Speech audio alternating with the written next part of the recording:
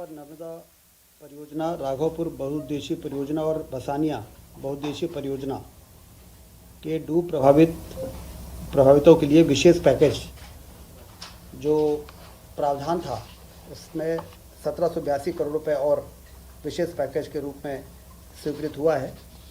इससे 5512 करोड़ की 3 जिलों की अनूपपुर, मंडला और डिंडोरी की सिंचाई योजना का काम अब तेज़ी से शुरू हो सकेगा।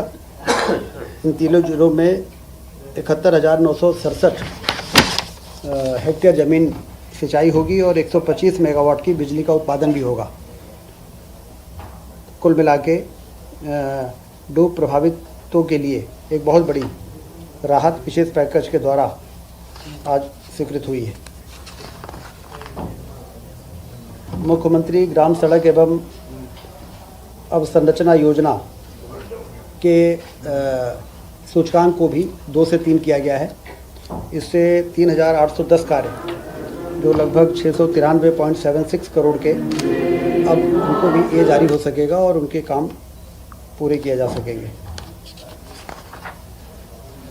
भोपाल और इंदौर मेट्रो रेल परियोजना के संचालन और रखरखाव के लिए राजस्व मद में बजट का प्रस्ताव आज कैबिनेट में लाया गया था। 25-26 के लिए 90.67 करोड़ की राशि का प्रावधान किया गया है, क्योंकि जैसा भारत सरकार के साथ MOU होता है कि आमदनी और व्यय में जो अंतर होता है उसको राज्य शासन को वहन करना पड़ता है। इसलिए चूँकि अब ये शुरुआत है, आने वाले दिनों में स्टेट बजट पर कम बाहर आए, इसके लिए जो ये परियोजना में काम करने वाले लोग हैं अपने आमदनी के स्रोत को बढ़ाएंगे। लेकिन अभी इस वर्ष 90.67 करोड़ के अंतर का अनुमान लगाते हुए बजट में प्रावधान इसका किया गया है, जिससे कि भोपाल और इंदौर की मेट्रो सुचारू रूप से संचालित हो सके।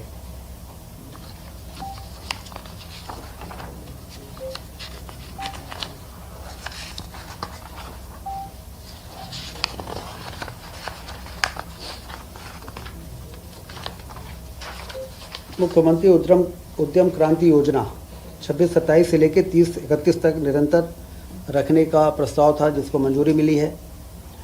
उद्यम क्रांति योजना से काफ़ी लाभ मिल रहा है निवेशकों को। इस योजना के अंतर्गत 905.25 करोड़ के व्यय के लिए भी स्वीकृति आज कैबिनेट ने दी है। योजना के तहत प्रदेश के 18 से 45 वर्ष के जो स्थानीय युवा को स्वरोजगार हेतु 50,000 से 50 लाख तक का ऋण बैंक द्वारा स्वीकृत किया जाता है। शासन द्वारा 3% प्रतिवर्ष ब्याज में अनुदान तथा 7 वर्ष तक ऋण गारंटी फीस अनुदान दिया जाता है। इस योजना को आने वाले 5 वर्षों के लिए सैंक्शन किया गया है। वन विज्ञान केंद्र की स्थापना होगी। जैसे कृषि विज्ञान केंद्र होते हैं, उसी प्रकार से वन विज्ञान केंद्र एक नया नवाचार है। ये 25-26 से लेके 29-30 तक राज्य में 6 वन विज्ञान केंद्र की स्थापना होगी। इसमें उसके सेटअप के लिए 48 करोड़ रुपए मंजूर किए गए हैं। वन विज्ञान केंद्र की स्थापना प्रदेश में वन क्षेत्र के बाहर वानिकी विस्तार गतिविधियों को बढ़ाने, वन भूमि की उत्पादकता बढ़ाने, काष्ठ के विदोहन से अतिरिक्त आय के साधन हेतु जागरूकता बढ़ाने, रिसर्च, एग्रो फॉरेस्ट्री को कैसे बढ़ाया जा सकता है। अशासकीय संस्था द्वारा भी वन विज्ञान केंद्र की स्थापना वन विभाग की अनुमति से की जा सकेगी। ये प्रस्ताव कैबिनेट में आया है। ये कहाँ स्थापित होंगे? अभी ये तय होगा, अभी तय होना है। से ज़्यादा भी बनाए जाएंगे कि प्रथम चरण में? अभी प्रथम चरण में 6 है, उसके बाद और बढ़ाया जाना है कि नहीं बढ़ाया जाना है, ये फिर कैबिनेट में अलग से आएगा। राज्य शासन में कार्यरत कर्मियों के पदों से संबंधित अस्थायी और स्थायी पद का अंतर समाप्त किया गया है। 10 प्रकार के जो वर्गीकरण होते हैं कर्मचारियों के, नियमित, संविदा और आउटसोर्स, अंशकालीन और कई प्रकार के, तो उसमें कर्मचारियों को रिटायरमेंट के बाद, प्रोबेशन के बाद कई चीज़ों में जो परेशानी आती थी, अब वो 10 श्रेणी के बजाय 5 श्रेणी ही रहेंगी और काफ़ी इससे कर्मचारी वर्ग को राहत मिलेगी।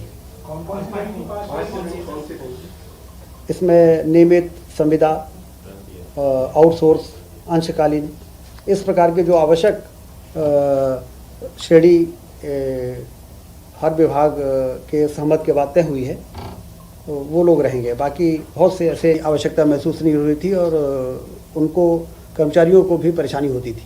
तो ये बहुत ही महत्वपूर्ण निर्णय आज कैबिनेट ने लिया है।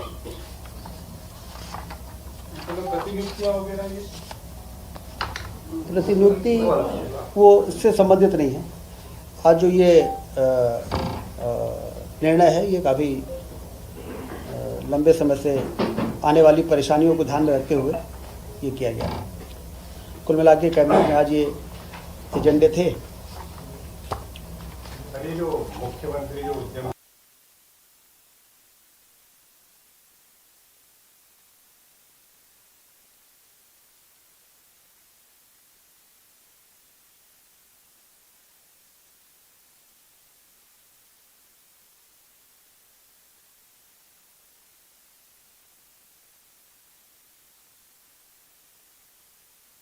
तो लगातार रिव्यू होता है कि कितने आवेदन आए हैं, किस ज़िले में कितने आए हैं, कितने सैंक्शन हुए हैं।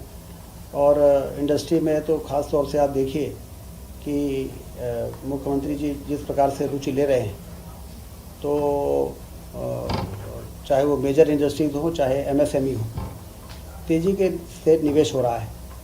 और इसका जो अभी तक का परिणाम है, जीआईएस के बाद, जीआईएस में लगभग 30 लाख करोड़ रुपए की निवेश के कंसेंट आए थे और 8 लाख करोड़ रुपए के काम शुरू हुए हैं। 6 लाख करोड़ के काम शुरू हैं और 2 लाख करोड़ रुपए के निवेश से संबंधित गृह मंत्री जी मध्य प्रदेश आ रहे हैं, उसमें उसके भूमि पूजन भी करेंगे। तो कुल मिला के 30% जो लोगों ने एमओयू किया था, एक्सप्रेशन ऑफ इंटरेस्ट दिया था, उसका 30% ज़मीन पर उतर जाना, ये अपने आप में अभूतपूर्व है।